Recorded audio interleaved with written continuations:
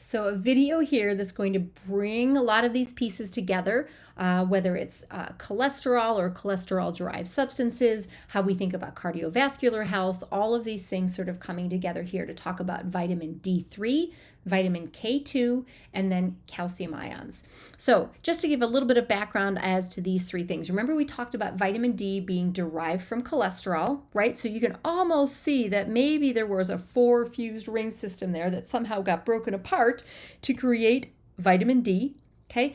Vitamin D in the context that we're going to talk about here is really important for calcium homeostasis, both in taking up calcium from your intestinal tract and then getting it into your blood in that way, and then getting it out of your blood and depositing it where it needs to be. So we'll talk about those two pieces specifically. Then we've got vitamin K2 that we have here. K2 comes in a few flavors. Again, it's also a fat-soluble vitamin. We can see vitamin K1 here is important for clot formation. We're not focused on that here. Again, we're talking about this calcium homeostasis piece. So vitamin K2 is really important for the blood aspect of calcium homeostasis. And we're really talking about calcium here, right? So calcium is just one of those just ions that are necessary in our body, right? Big picture here, we're going to talk about macronutrients and micronutrients that we need, right? Our macros or macronutrients are carbohydrates, lipids, proteins, and then we talked about nucleic acids, but again, that's not really one that we think about in terms of a macronutrient that we consume. So we've got those three things that we consume. Big picture here highlighting carbohydrates and lipids we take in for energy. When we take in proteins, even though they are worth 4 calories per gram, we are not consuming those for energy. We are generally consuming those to get at the building blocks, the amino acids, to be able to build other things, whether it's other proteins or making amino acid derivatives that we can use for other purposes in our body. Remembering that about half of our amino acids are essential, meaning we can't make them, so we need to consume them from our diet. Things like calcium, other ions, a lot of our B vitamins and so forth, we will refer to these as micronutrients, right? Because they are things that they're not things that we consume from a calorie standpoint or an energy or a building block standpoint, but we need them for the rest of our biochemistry to work, right? We talked about the ability to fast or go without food for long periods of time, but you can't go without water and these micronutrients for very long, or your biochemical processes will not work effectively. All right, so here's why we need calcium. Calcium is what we refer to as a secondary messenger. We'll spend a lot of time next semester when we talk about signal transduction, when we think about how muscle contraction works. Calcium is an important signal for that, for many processes, as well as an active participant in many of these processes, right? Might be an enzyme cofactor, something that's necessary for an enzyme to do its chemistry, right? And obviously, classic place that people think about and know calcium to be important is it is essential for bone and teeth formation.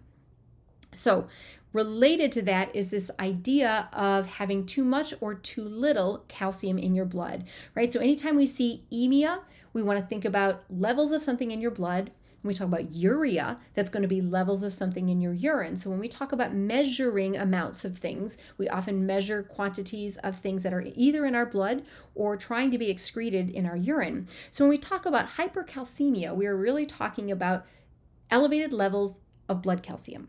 Okay, and so what this is going to lead to is it is going to lead to the hardening of plaques in our arteries, brains, joint, and teeth. So I want you to think about plaque formation, right? We can think about plaque formation. You think about plaque on your teeth, right? We see plaques that will form on our teeth, right? We can think about soft plaques that are forming in our arteries, right? We can think about plaques that form in our brain. We'll talk and revisit that later. A lot of times these plaque formations are meant to be temporary, right? They often are serving sort of a healing or a protective sort of purpose. But what can be problematic is if you have elevated levels of calcium, you can calcify those plaques. You can harden them. So when you see tartar, right, that is a calcification of the soft plaque that's on your teeth. When we have soft plaques that are in our vascular system, right, that is going to create the hardening of the arteries. So you can have soft plaque, and then high levels of calcium are going to cause calcification of that. And again, that is going to decrease the elasticity in your vasculature, and that is ultimately going to lead to elevations in blood pressure. Ultimately, if those plaques become occluding enough of your vasculature, they can cause blockages, right? You can have calcification in your joints, right? You can have calcification in your soft tissues like your kidneys, right? Kidney stones. Okay, not going to really talk too much about this, but it also can have some implications with the narrowing of your facial structure. All right, so clearly I've got a little space here that I want to be able to tell a story.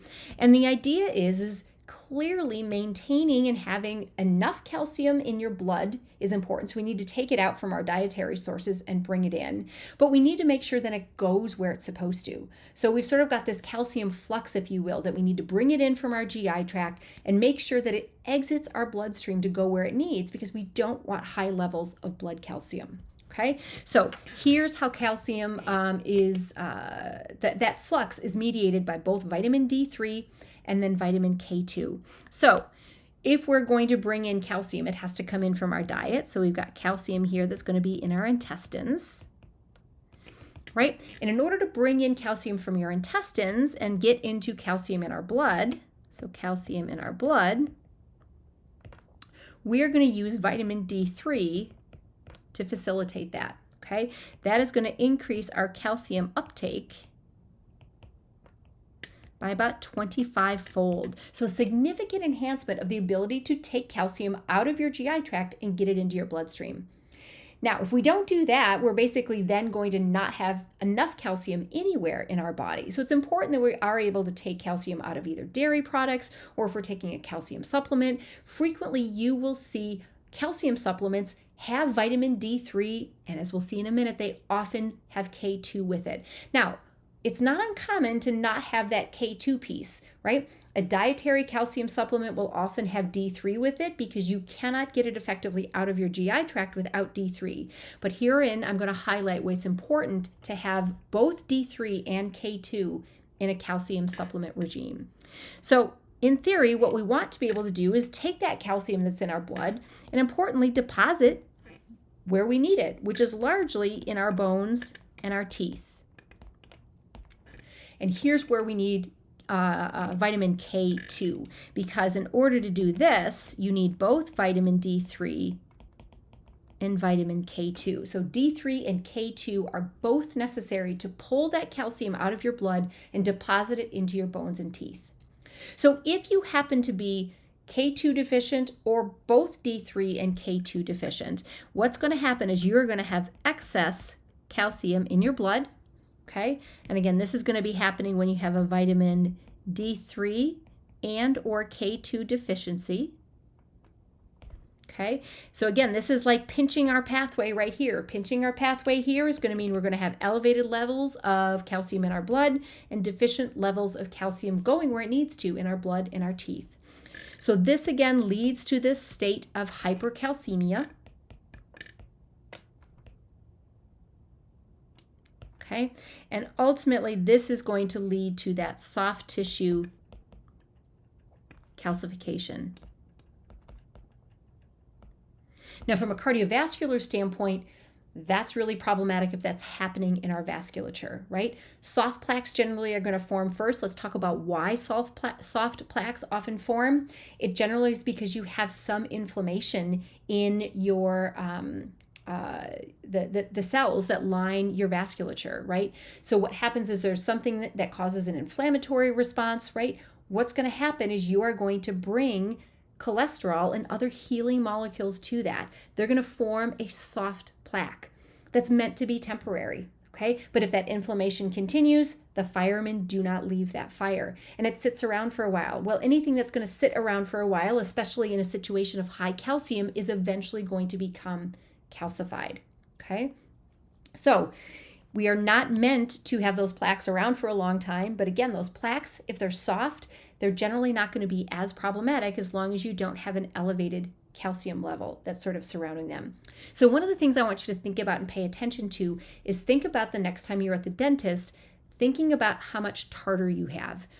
If you are finding, and this is of course if you're getting regular checkups every 6 months, but if you are finding that you are having excessive amounts of tartar every 6 months at your cleanup, that could be an indication that you have high levels of calcium. One of the places that you end up depositing it is in those plaques that are on your teeth. Okay, so it might just be one of those things that could be a red flag for you to indicate that maybe I need to have a little bit more of a cardiovascular checkup to sort of see if I'm having any issues with the same type of plaque formation and hardening of those plaques on the interior of my body.